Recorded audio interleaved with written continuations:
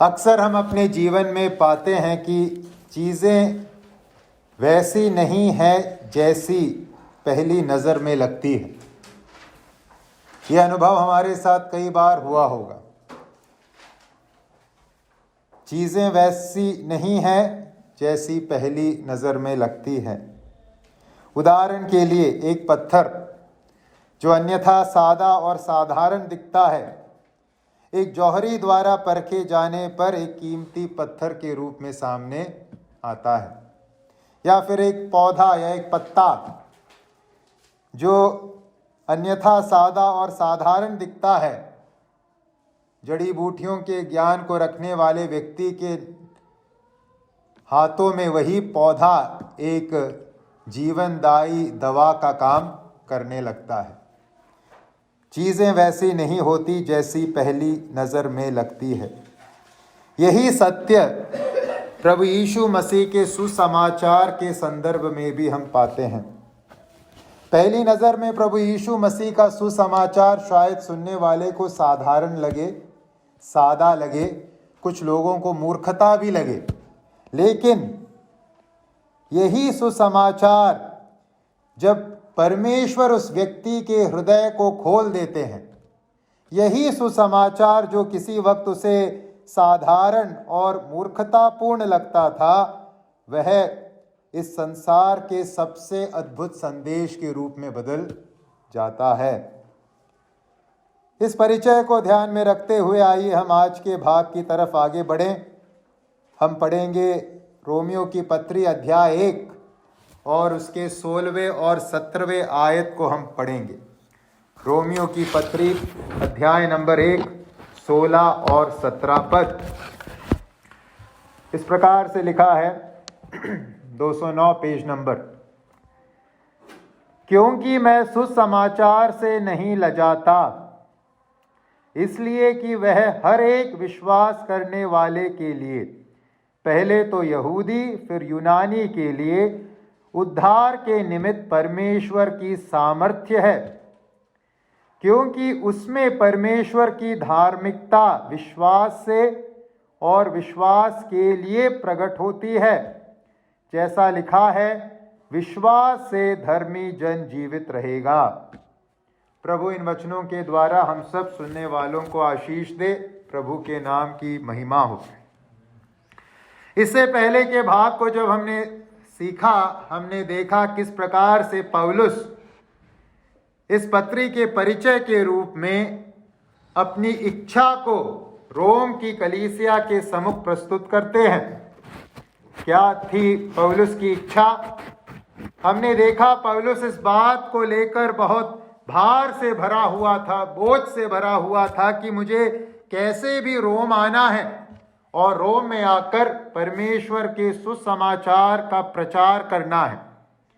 15 के अंत में जैसे हमने गए बार सीखा, सुसमाचार सुनाने को भरसक तैयार हूं। उसके अंदर एक बहुत बड़ी लालसा थी, कैसे भी हो मुझे रोम जाना है और रोम में जाकर मुझे परमेश्वर के सुसमाचार को सुनाना है।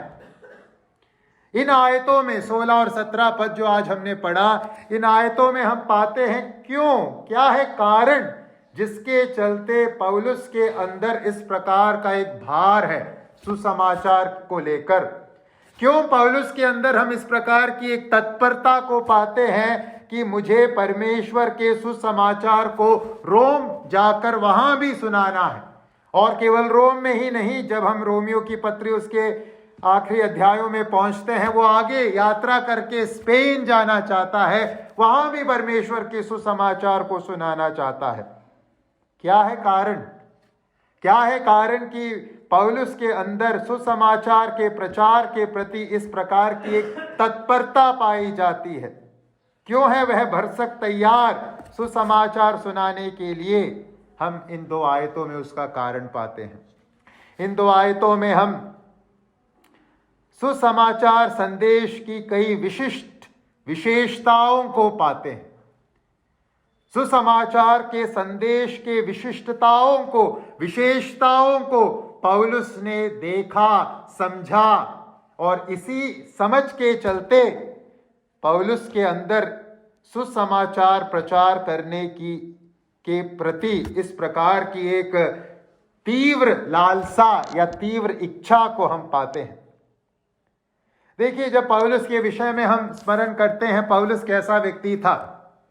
पौलुस एक जमाने में सुसमाचार के संदेश को ईश निंदा के संदेश के रूप में देखता था और सुसमाचार सुनाने वालों को, सुसमाचार पर विश्वास करने वालों को वह सताता था, उनका सताव किया करता था।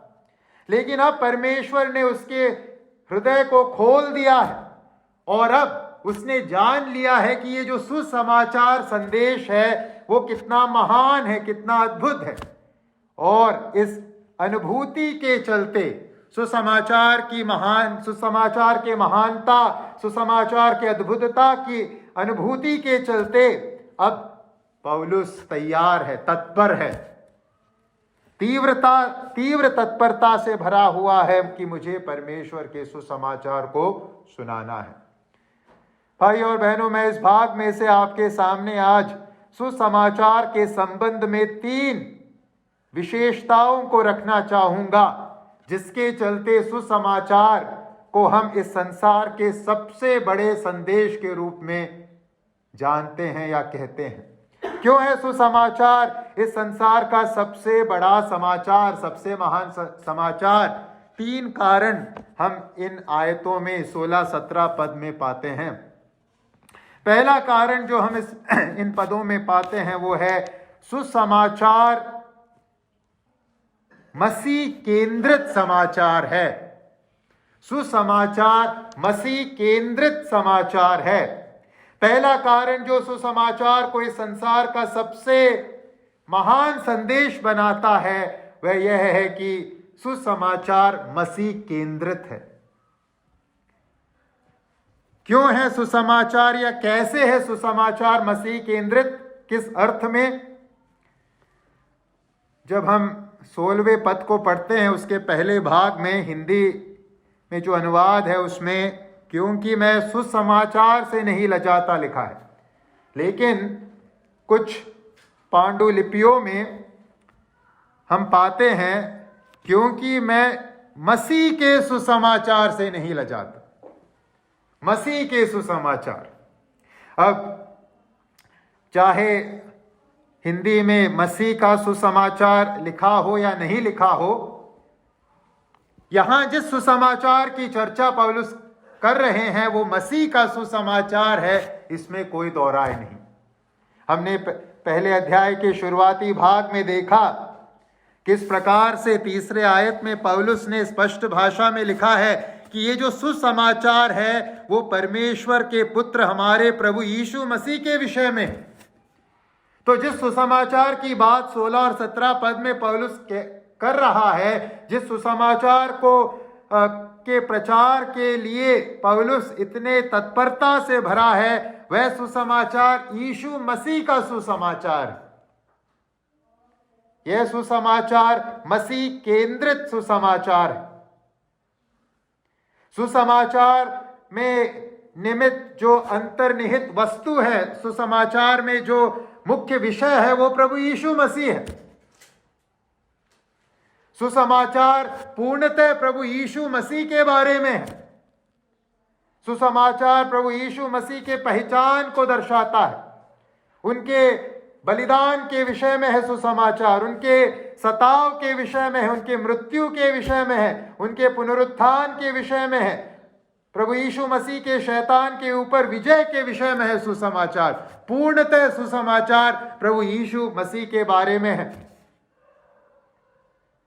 सुसमाचार यीशु मसीह केंद्रित है। जब हम 1 कोरिन्थियों उसके 15वें अध्याय के 3 और 4 आयत को पढ़ते हैं, 1 कोरिन्थियों 15वां अध्याय 3 और 4 पद, वहां हम सुसमाचार के सार को पाते हैं या सुसमाचार के केंद्र बिंदु को पाते हैं। क्या है सुसमाचार का सार? क्या है सुसमाचार का केंद्र बिंदु? पौलुस 1 कोरिन्थियों 15 के 3 और 4 में लिखते हैं, इसी कारण मैंने सबसे पहले तुम्हें वही बात पहुंचा दी जो मुझे पहुंची थी कि पवित्र शास्त्र के वचन के अनुसार यीशु मसीह हमारे पापों के लिए मर गया और गाड़ा गया और पवित्र शास्त्र के अनुसार तीसरे दिन जी भी उठा। इस वक्तव्य को, इस कथन को हम न्यूनतम सुसमाचार के रूप में बुला सकते हैं, द मिनिमम गॉस्पेल, न्यूनतम सुसमाचार। न्यूनतम सुसमाचार या फिर सुसमाचार का सत्व क्यों है यह न्यूनतम सुसमाचार? क्योंकि इस कथन में से आप कुछ भी अलग नहीं कर सकते अगर आपको खरे सुसमाचार के प्रति विश्वास योग्य रहना है। पहला कोरिन्थी 15 के 3 और 4 में से आप कुछ भी अलग नहीं कर सकते, डिडक्ट नहीं कर सकते अगर आपको खरे सुसमाचार के प्रति विश्वास योग्यता को बनाए रखना है।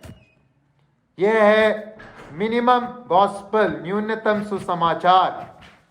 और जब हम इस मिनिमम गॉस्पेल, न्यूनतम सुसमाचार को परखते हैं, इसमें क्या पाते हैं? क्या है विषय वस्तु? यह कथन प्रभु यीशु मसीह के मृत्यु के बारे में है। यह कथन प्रभु यीशु मसीह की उस मृत्यु के बारे में है जो उन्होंने हमारी ओर से सह लिया। यह कथन प्रभु यीशु मसीह के विजय के बारे में है, उनके पुनरुत्थान के बारे में है। तीसरे दिन पवित्र शास्त्र के अनुसार जी उठा। यह कथन प्रभु यीशु मसीह द्वारा पवित्र शास्त्र बाइबल में दिए गए भविष्यवाणियों को पूरा करने के बारे में। यह सरल भाषा में कहें तो यह जो न्यूनतम सुसमाचार है पूर्णतः प्रभु यीशु मसीह के बारे में। यीशु मसीह है सुसमाचार का सार या सुसमाचार का केंद्र। जिस सुसमाचार को पौलुस सुनाता था वह मसीह केंद्रित सुसमाचार था। यहां पौलुस कहता है 16वें आयत में, वह सुसमाचार से नहीं लजाता, और वह सुसमाचार से नहीं लजाता इस कारण वह तैयार है। रोम के साम्राज्य, रोम का शहर जो रोम के साम्राज्य की राजधानी हुआ करती थी, उस शहर में जाकर भी सुसमाचार सुनाने के लिए पौलुस तैयार है। रोम एक ऐसा शहर था जो उस संसार के संदर्भ में महानताओं से भरा हुआ शहर था। रोम एक ऐसा शहर था जहां आप हर प्रकार के महानता को जमाने में आप पाते, चाहे वो राजनीतिक महानता हो, चाहे सामाजिक महानता हो, चाहे वो बौद्धिक महानता हो, सैनिक महानता हो, हर प्रकार की महानता को, आर्थिक महानता हो, हर प्रकार की महानता को आप रोम में उस जमाने में पा सकते थे, देख सकते थे। लेकिन पौलुस ऐसे महानताओं से भरे हुए शहर में भी प्रभु यीशु मसीह के सुसमाचार को सुनाने से नहीं लजाता। क्या है कारण? कारण है प्रभु यीशु मसीह की महानता से बड़ी महानता रखने वाला कोई महान नहीं है। यीशु मसीह की महानता से बड़ी महानता रखने वाला कोई महान है ही नहीं। इसलिए चाहे रोम जैसे महान शहर में भी, जहां महानताएं, संसार की महानताएं वास करती है, पौलुस लज्जाता नहीं है। प्रभु यीशु मसीह के सुसमाचार को सुनाने से वो लज्जाता नहीं है। जिस सुसमाचार को पौलुस ने सुनाया वह सुसमाचार मनुष्य केंद्रित सुसमाचार नहीं था। अगर मनुष्य केंद्रित, व्यक्ति केंद्रित सुसमाचार होता तो उसे शायद लज्जित होना पड़ता रोम जैसे शहर में जाकर सुसमाचार सुनाने के लिए, क्योंकि तब उसकी विषय वस्तु की महानता को किसी और महान विषय वस्तु से खतरा हो सकता था। लेकिन पौलुस की विषय वस्तु की महानता से और किसी वस्तु की महानता, पौलुस के विषय वस्तु की महानता को और किसी विषय वस्तु की महानता से कोई खतरा नहीं है, क्योंकि पौलुस का संदेश मनुष्य केंद्रित नहीं था। जैसे हम पहला कुरिन्थी 1:23 में पढ़ते हैं, वह तो क्रूस पर चढ़ाए हुए मसीह का प्रचार करता था और उसकी महानता अन्य सभी महानताओं से बढ़कर है। भाई और बहनों, आइए हम परखें, हमने जिस सुसमाचार के संदेश पर विश्वास किया है, क्या वो मसीह केंद्रित है? आइए हम परखें, जो सुसमाचार हम सुनाते हैं वो क्या मसीह केंद्रित है?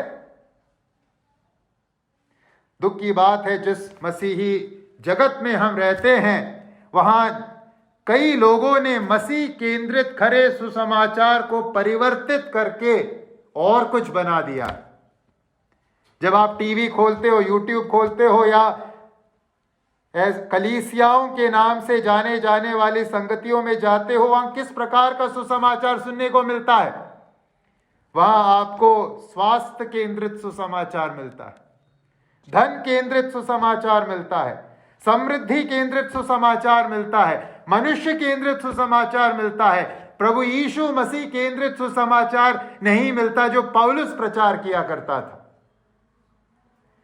आइए हम अपने आप को परखें, आइए हम इस चेतावनी को प्राप्त करें, आइए हम इस गलती को न करें जो यह मसीही जगत कर रहा है। जो खरा सुसमाचार है वो मसीह केंद्रित सुसमाचार है, और हम उसी सुसमाचार के प्रति विश्वास योग्य बने रहे। जो हमने 1 कुरिन्थी 15 के 3 और 4 में पढ़ा, पवित्र शास्त्र के वचन के अनुसार यीशु मसीह हमारे पापों के लिए मर गया और गाड़ा गया, और पवित्र शास्त्र के अनुसार तीसरे दिन जी भी उठा। इस मसीह केंद्रित सुसमाचार के प्रति आइए हम विश्वास योग्यता दर्शाएं। तो पहली विशेषता उस सुसमाचार की जो पौलुस प्रचार किया करता था, जो खरा सुसमाचार है, वो है सुसमाचार मसीह केंद्रित है। दूसरी विशेषता सुसमाचार के संदर्भ में इन आयतों में जो पौलुस हमारे सामने प्रस्तुत करते हैं, जिसके चलते वो लजाता नहीं था सुसमाचार प्रचार करने से, दूसरा कारण है सुसमाचार को इस संसार के सबसे बड़े संदेश को बनाने वाला दूसरा कारण है सुसमाचार परमेश्वर केंद्रित है। सुसमाचार मसीह केंद्रित है, और दूसरी बात सुसमाचार परमेश्वर केंद्रित है। जो खरा सुसमाचार है वो परमेश्वर केंद्रित है, क्योंकि सुसमाचार के संदेश के माध्यम से परमेश्वर ने अपने आप को प्रकट किया। सुसमाचार के संदेश के माध्यम से परमेश्वर ने अपने आप को प्रस्तुत किया है। जब हम प्रभु यीशु मसीह के जीवन और सेवकाई को परखते हैं, एक बात जो उभर कर सामने आती है, स्पष्टता के साथ उभर कर सामने आती है, वो यह है कि प्रभु यीशु मसीह इस संसार में पिता को प्रकट करने आए, परमेश्वर को प्रस्तुत करने आए, पिता की इच्छा को पूरा करने आए। पहला यूहन्ना रचित सुसमाचार, उसके पहले अध्याय के 18वें पद में हम पढ़ते हैं, यूहन्ना रचित सुसमाचार उसका पहला अध्याय 18 पद, परमेश्वर को किसी ने कभी नहीं देखा, इकलौता पुत्र जो पिता की गोद में है उसी ने उसे प्रकट किया। प्रभु यीशु इस संसार में आए पिता परमेश्वर को प्रकट करने के लिए। यूहन्ना 4 के 34 में प्रभु यीशु ने चेलों से कहा, यीशु ने उनसे कहा, मेरा भोजन यह है कि मैं अपने भेजने वाले की इच्छा के अनुसार चलूं और उसका काम पूरा करूं। यूहन्ना 4 का 34, यूहन्ना 4 का 34, मेरा भोजन यह है कि मैं अपने भेजने वाले की इच्छा के अनुसार चलूं और उसका काम पूरा करूं। पिता ने जिस उद्देश्य से पुत्र को भेजा है, उसी उद्देश्य को पूरा करने के लिए पुत्र ने अपना जीवन इस संसार में बिताया। इस कारण जो सुसमाचार मसीह केंद्रित सुसमाचार है, मसीह केंद्रित होने के साथ साथ सुसमाचार परमेश्वर केंद्रित भी है, क्योंकि सुसमाचार के माध्यम से पिता ने अपने आप को मानव जाति के सम्मुख प्रकट किया है, प्रस्तुत किया है। 16 और 17 पद में हम सुसमाचार के माध्यम से परमेश्वर ने किस प्रकार से अपने आप को प्रस्तुत किया है, इस विषय में कम से कम 3 बातों को देख सकते हैं। सुसमाचार प्रभु यीशु केंद्रित है, सुसमाचार परमेश्वर केंद्रित है। सुसमाचार के माध्यम से परमेश्वर ने अपने आप को प्रकट किया। 3 बातों को हम इन आयतों में देखते हैं कम से कम। पहली बात, सुसमाचार परमेश्वर की सामर्थ्य है। सुसमाचार परमेश्वर की सामर्थ्य को प्रकट करता है। 16वें आयत के पहले भाग में पढ़ते हैं।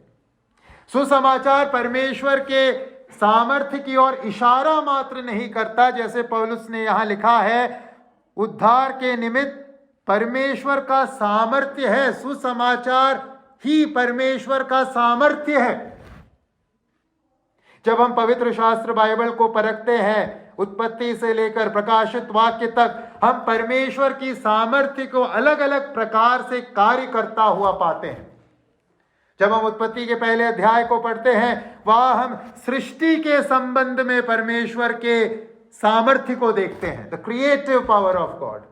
परमेश्वर का सामर्थ्य जो सृष्टि को रचता है। फिर जब आप निर्गमन के पुस्तक में आते हैं, वहां हम परमेश्वर के सामर्थ्य के एक दूसरे चेहरे को देखते हैं। इस संसार के विश्व शक्ति के बंधुआई से परमेश्वर अपने लोगों को छुड़ाते और अपने सामर्थ्य को दर्शाते हैं। फिरौन और उसकी सेना को पराजित करते हुए अपने सामर्थ्य को दर्शाते हैं। जब आप नए नियम में आते हो, वहां हम परमेश्वर के आश्चर्यजनक काम करने वाले सामर्थ्य को देखते हैं। अंधे देखते हैं, लंगड़े चलते फिरते हैं, कोढ़ी शुद्ध होते हैं, बहरे सुनते हैं, मुर्दे जिलाए जाते हैं। परमेश्वर के आश्चर्य कर्म करने वाले सामर्थ्य को हम नए नियम के पन्नों में, सुसमाचार के लेखों में देख पाते हैं। अब यहां 16वें पद में परमेश्वर की सामर्थ्य के प्रकटीकरण के सिलसिले में और एक पहलू प्रेरित पौलुस जोड़ रहे हैं। प्रेरित पौलुस कहते हैं, सुसमाचार का संदेश क्या है? परमेश्वर की सामर्थ्य है। लेकिन किस विषय में परमेश्वर की सामर्थ्य? उद्धार के निमित्त परमेश्वर की सामर्थ्य। प्रभु यीशु मसीह का सुसमाचार, परमेश्वर केंद्रित सुसमाचार, वह सुसमाचार है, वह संदेश है जो उद्धार लेकर आता है। परमेश्वर की सामर्थ्य जो उद्धार देता है, छुटकारा देता है। किससे उद्धार, किससे छुटकारा? पाप और शैतान के अधिपत्य से छुटकारा। हम सब पाप और शैतान के बंधुआई में थे, अधिकार के अंतर्गत थे, लेकिन प्रभु यीशु मसीह के सुसमाचार के द्वारा पाप और शैतान के अधिपत्य से हमें छुटकारा मिलता है। केवल पाप और शैतान के अधिपत्य से ही नहीं, पाप के दोष से सुसमाचार हमें छुटकारा देता है, उद्धार देता है। जहां भी पाप होता है, वहां हृदय के अंदर एक दोष की भावना जरूर होती है। पाप हमारे अंदर एक दोष की भावना को उत्पन्न करता है, लेकिन प्रभु यीशु मसीह का सुसमाचार परमेश्वर की सामर्थ्य है इस प्रकार से कि पाप द्वारा लगाए जाने वाले उस दोष को हमारे मन से साफ कर देता है। सुसमाचार न केवल पाप और शैतान के अधिपत्य से और पाप के दोष से हमें छुटकारा देता है, उद्धार देता है, परंतु हम पढ़ते हैं वचन में, अंततः इस सुसमाचार के माध्यम से हम पाप के हर प्रकार की उपस्थिति से अपने आप को मुक्त पाएंगे। नए आकाश में, नई पृथ्वी में ना तो पाप होगा, ना पाप की उपस्थिति होगी। पाप एक बीते हुए वास्तविकता के रूप में मात्र होगा। पाप का कोई असर हमारे जीवन में या हमारे इर्द गिर्द नहीं रहेगा। तो सुसमाचार उद्धार के निमित्त परमेश्वर की सामर्थ्य है। पाप और शैतान के अधिपत्य से उद्धार, पाप के दोष से उद्धार, पाप के उपस्थिति से आने वाले दिनों में उद्धार। ये है सुसमाचार की सामर्थ्य। यह इस कारण है सुसमाचार परमेश्वर की सामर्थ्य। जब हम सुसमाचार परमेश्वर की सामर्थ्य है इस सच्चाई को वचन में परखते हैं, हम पाते हैं सुसमाचार न केवल उद्धार देने का कार्य करता है, सुसमाचार परमेश्वर की सामर्थ्य है इस अर्थ में भी कि सुसमाचार रूपांतरण लेकर आता है, परिवर्तन लेकर आता है। परमेश्वर के साथ मेरे और आपके संबंध को सुसमाचार रूपांतरित करता है, बदल देता है।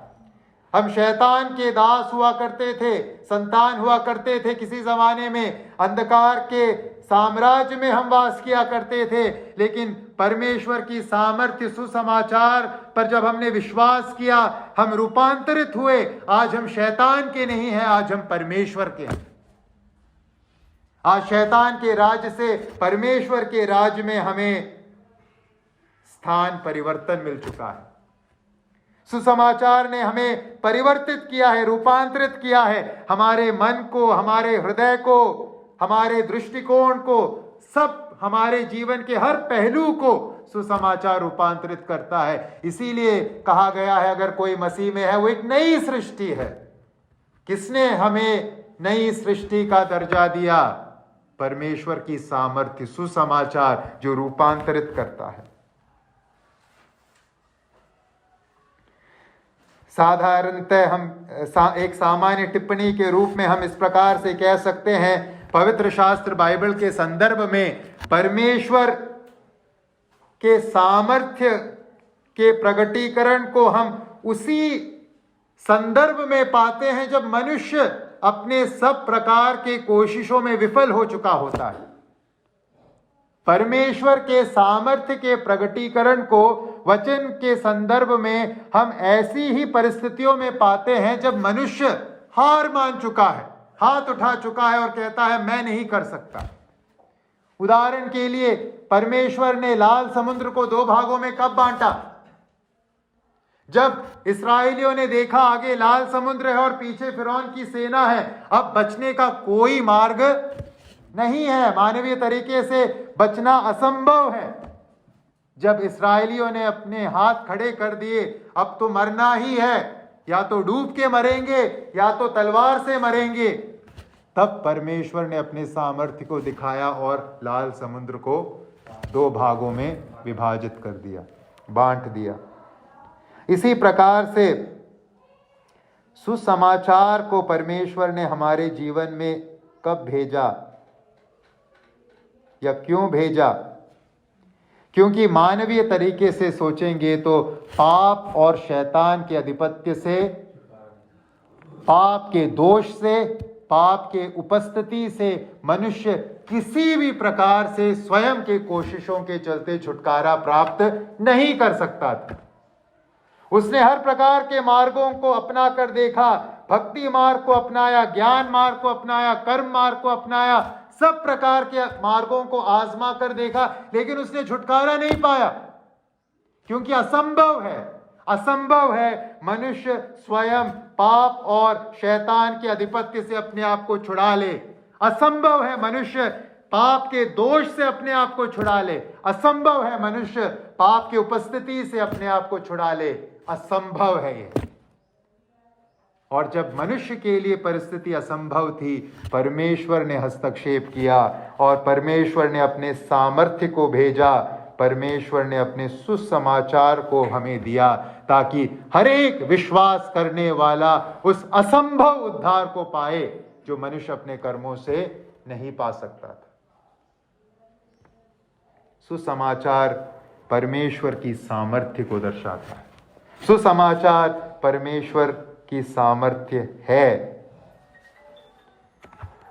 किसी ने इस प्रकार से कहा है, सुसमाचार परमेश्वर की सामर्थ्य है अक्षरमय रीति में, वर्बल फॉर्म, अक्षरमय रीति में। सुसमाचार परमेश्वर की सामर्थ्य है अक्षरमय रीति में।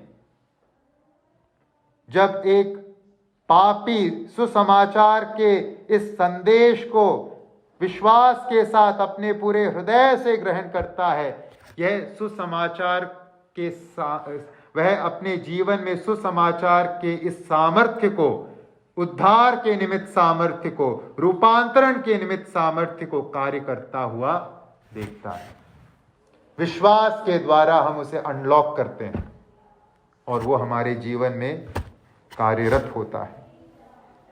जब हम प्रेरित पौलुस के विषय में सोचते हैं, जो इन वचनों को लिख रहा है, उसका जीवन इस सच्चाई का जीता जागता उदाहरण है।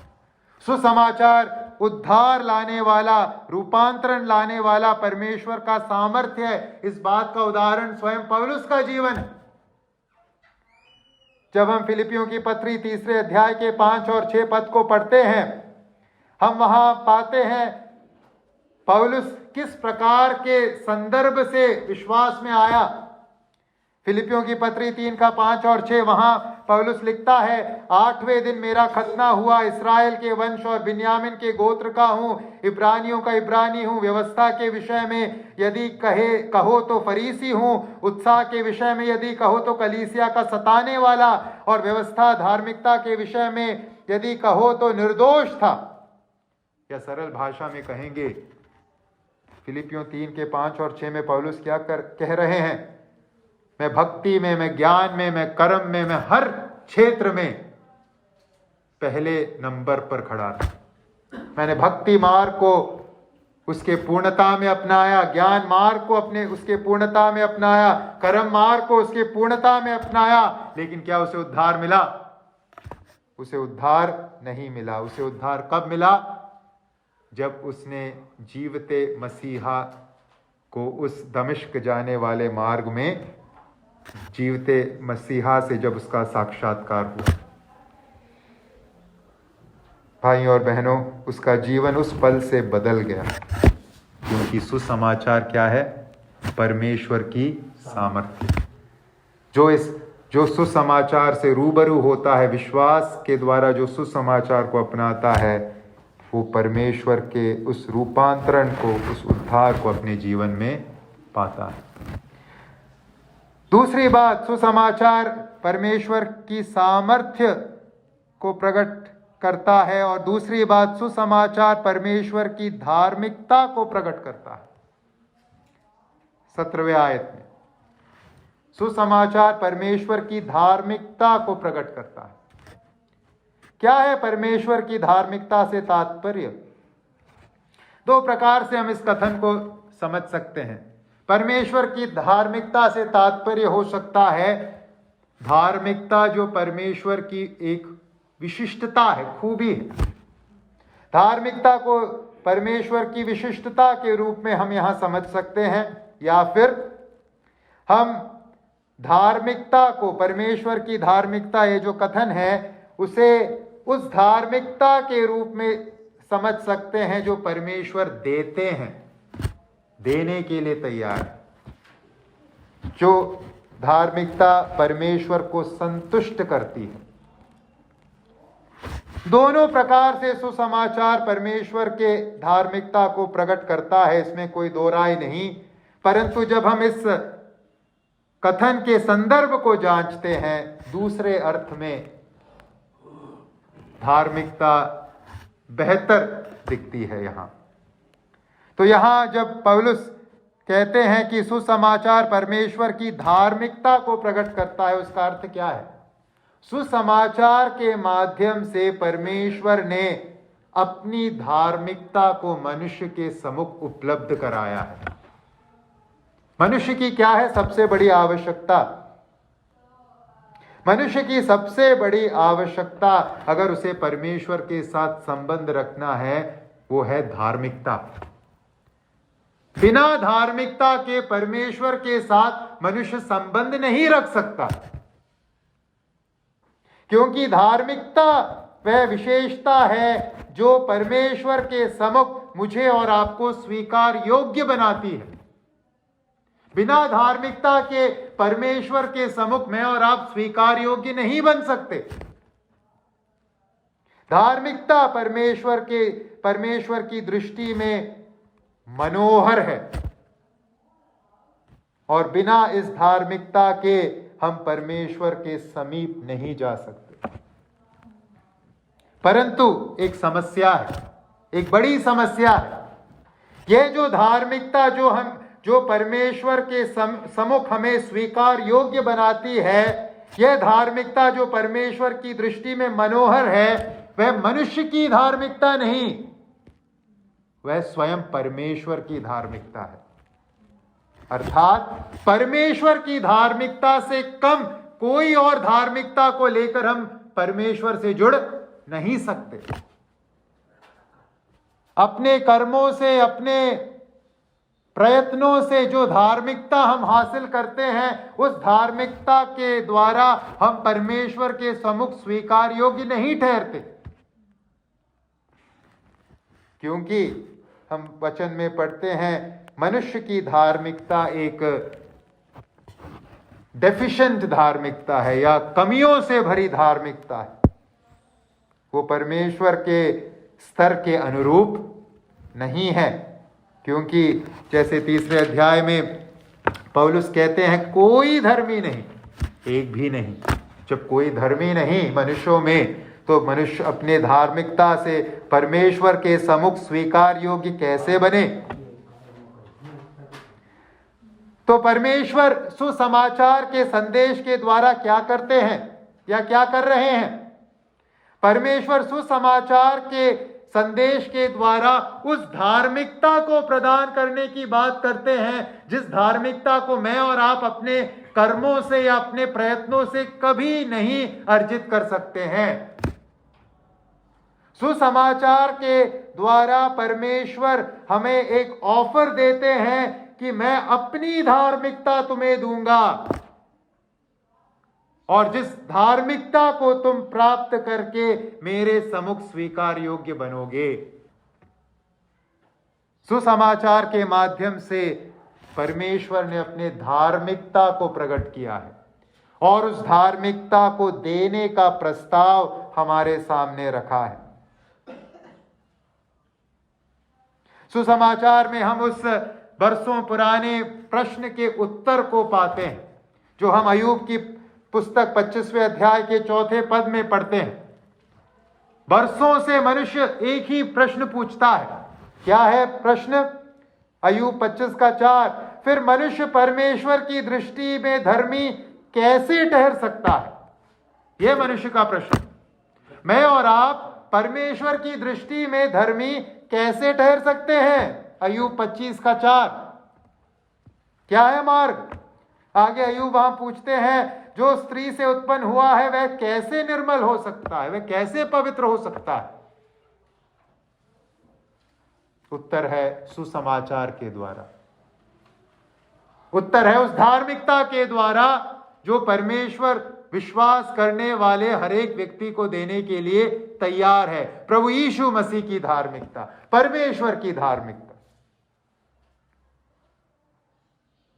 सुसमाचार हमें परमेश्वर की ओर से एक धार्मिकता के बारे में बताता है, एक ऐसी धार्मिकता जो परमेश्वर ने हमारे प्रभु और उद्धारकर्ता यीशु मसीह में और उसके द्वारा प्रदान की है। मैं दोहराता हूं, सुसमाचार हमें परमेश्वर की ओर से एक धार्मिकता के बारे में बताता है, एक ऐसी धार्मिकता जो परमेश्वर ने हमारे प्रभु और उद्धारकर्ता यीशु मसीह में और उसके द्वारा प्रदान की है, और कहीं से आपको यह धार्मिकता हासिल नहीं हो सकती, क्योंकि परमेश्वर को छोड़ परमेश्वर की धार्मिकता को और कोई नहीं दे सकता। और सुसमाचार के माध्यम से परमेश्वर ने अपनी धार्मिकता को देने का प्रस्ताव रखा है, ऑफर दिया है। किसको? जैसे यहां लिखा है, हर एक विश्वास करने वाले, हर एक विश्वास करने वाले को इस ऑफर का लाभ मिल सकता है।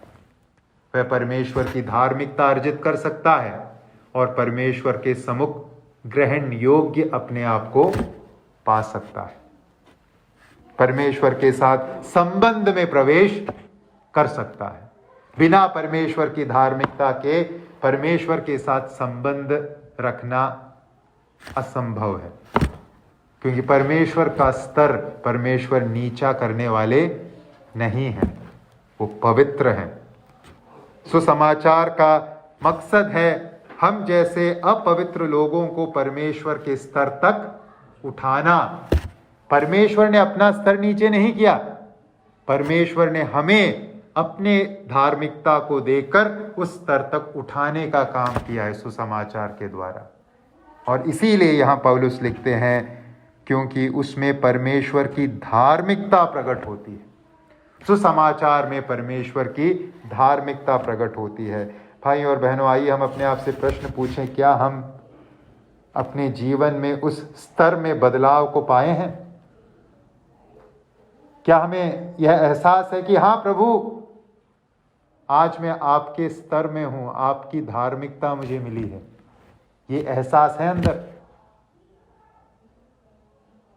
जब हम खरे सुसमाचार पर विश्वास करते हैं, परमेश्वर केंद्रित सुसमाचार पर विश्वास करते हैं, यह आश्वासन हमारे अंदर आता है। रोमियो की पत्री 3 अध्याय के 21 और 22 में हम इस प्रकार से पढ़ते हैं। रोमियो की पत्री 3 अध्याय 21 और 22, परंतु अब व्यवस्था से अलग परमेश्वर की वह धार्मिकता प्रकट हुई है जिसकी गवाही व्यवस्था और भविष्यद्वक्ता देते हैं, अर्थात परमेश्वर की वह धार्मिकता जो यीशु मसीह पर विश्वास करने से सब विश्वास करने वालों के लिए है, क्योंकि कुछ भेद नहीं। सब विश्वास करने वालों को क्या मिलता है? परमेश्वर की वह धार्मिकता।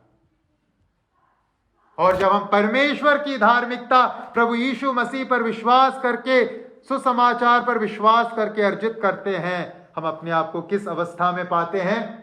परमेश्वर का बेटा बेटी की अवस्था में, परमेश्वर के राज्य के सदस्य की अवस्था में, परमेश्वर के कुटुंब के सदस्य की अवस्था में पाते हैं। क्या यह आश्वासन है आपके पास भाई और बहनों? सुसमाचार परमेश्वर की सामर्थ्य को दर्शाता है। सुसमाचार परमेश्वर के धार्मिकता को प्रकट करता है। तीसरी बात परमेश्वर के संबंध में सुसमाचार जो प्रकट करता है वो है, सुसमाचार परमेश्वर के हृदय को प्रकट करता है। सुसमाचार परमेश्वर के हृदय को प्रकट करता है। और जब सुसमाचार परमेश्वर के हृदय को प्रकट करता है, हम परमेश्वर के हृदय में क्या पाते हैं?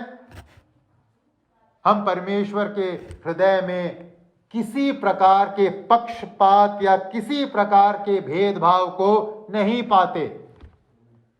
परमेश्वर में किसी प्रकार का पक्षपात नहीं है, परमेश्वर में किसी प्रकार का भेदभाव नहीं है। मनुष्यों के बीच, समाज में, हर क्षेत्र में हम भेदभाव, पक्षपात पाते हैं, लेकिन परमेश्वर का सुसमाचार हमें यह प्रकट करता है परमेश्वर के विषय में कि परमेश्वर में भेदभाव या पक्षपात नहीं है।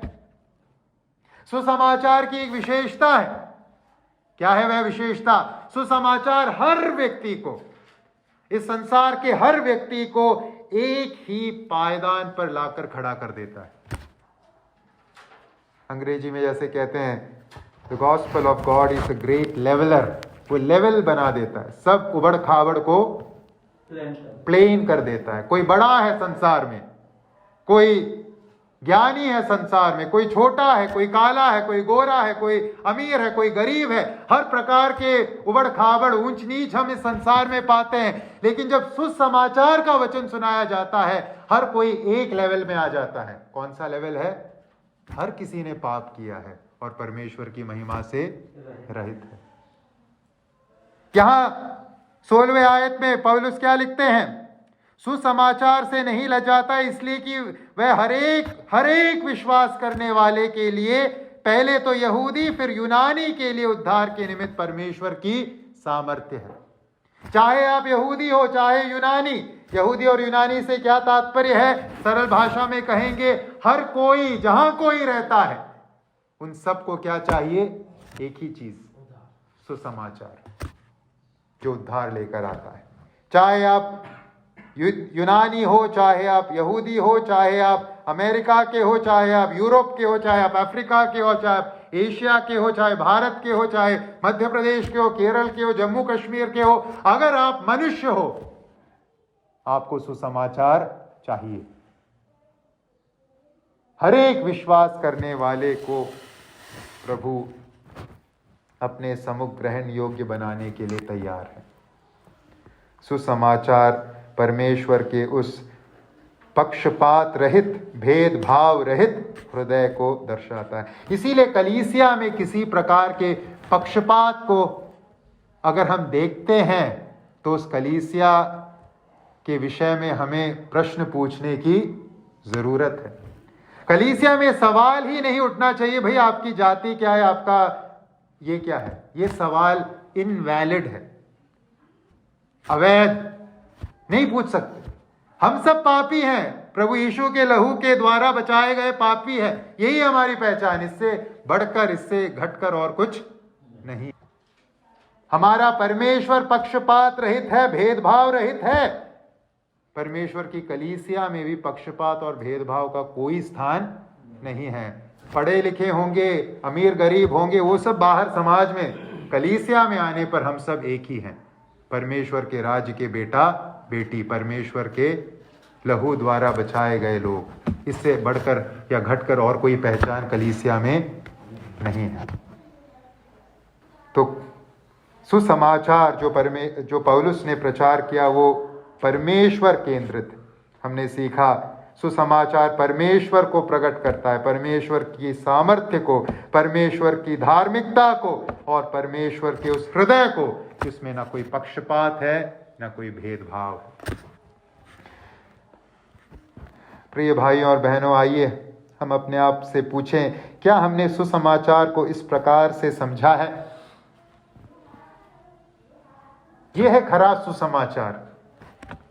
क्या हम यकीन रखते हैं, क्या हमारे अंदर निश्चय है कि परमेश्वर के सम्मुख हम ग्रहण योग्य ठहरे हैं क्योंकि प्रभु यीशु की धार्मिकता हमने पाई है? क्या ये विश्वास है अंदर? या अभी भी आपको लगता है कि आप अच्छे नहीं हो, आपको शैतान दुखी बना देता है आपके पुराने जीवन के कारण या और किसी विषय को लेकर?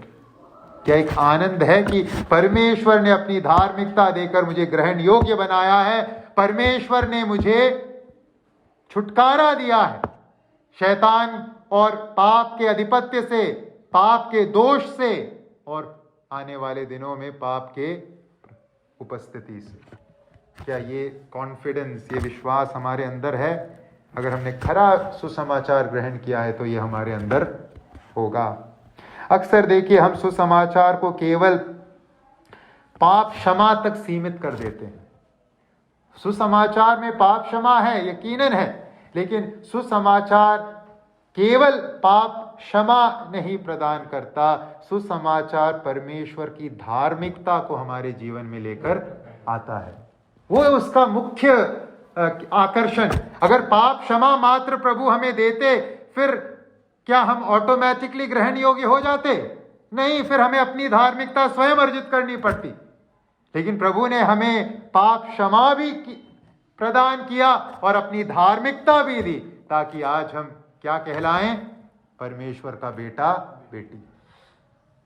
तो दूसरी बात जो हम यहाँ सुसमाचार के विशिष्टता के रूप में देखते हैं वो है सुसमाचार परमेश्वर केंद्रित है। तीसरी और अंतिम बात जो सुसमाचार के विषय में हम यहाँ पाते हैं वो है सुसमाचार विश्वास केंद्रित है। सुसमाचार विश्वास केंद्रित है। तीसरा कारण जो सुसमाचार को इस संसार का सबसे महान संदेश बनाता है वो है सुसमाचार विश्वास केंद्रित है।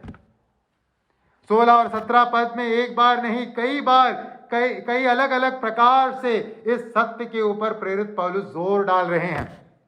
उदाहरण के लिए 16 के दूसरे भाग में हर एक विश्वास करने वाले के लिए, फिर 17वें आयत में क्योंकि उसमें परमेश्वर की धार्मिकता विश्वास से और विश्वास के लिए प्रकट होती है। जैसा लिखा है, विश्वास से धर्मी जन जीवित रहेगा। बार बार इस विश्वास के पहलू को प्रेरित पौलुस यहां उजागर करते हैं सुसमाचार के संदर्भ में। क्यों? क्योंकि सुसमाचार विश्वास केंद्रित है। जब हम कहते हैं सुसमाचार विश्वास केंद्रित है, इसका क्या है अर्थ? इसका अर्थ यह है कि एक ही माध्यम है, एक ही तरीका है जिसके द्वारा हम सुसमाचार के माध्यम से परमेश्वर जो छुटकारे का ऑफर देते हैं, धार्मिकता अर्जित करने की ऑफर देते हैं, एक ही माध्यम है जिसके द्वारा हम इस ऑफर को ग्रहण कर सकते हैं। कैसे मनुष्य छुटकारा प्राप्त करे पाप और शैतान के अधिपत्य से?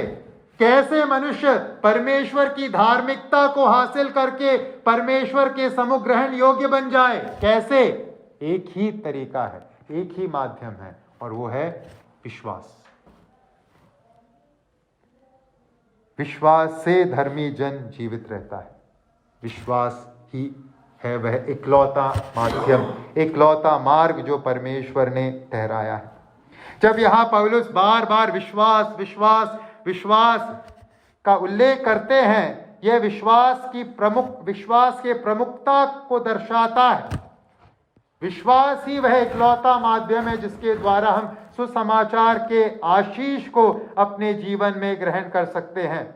विश्वास और केवल विश्वास, हर किसी के लिए विश्वास और केवल विश्वास वह माध्यम है जिसके द्वारा उद्धार और परमेश्वर के समुख ग्रहण योग्य अवस्था हम प्राप्त कर सकते हैं, धार्मिकता को प्राप्त कर सकते हैं।